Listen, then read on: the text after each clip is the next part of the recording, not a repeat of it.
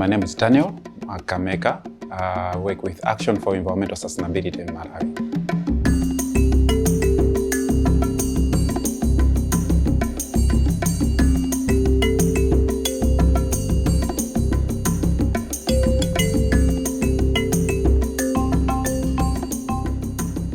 We are trying to establish a climate-smart farm where the smallholder farmers can come and learn sustainable agricultural practices. The idea is that we want to give them the whole package. We're going to train them in climate-smart farming, and also we will train them in agribusiness, and at the same time value addition. This comprehensive package, we envision that it will be quite good for the smallholder farmers to thrive in the country.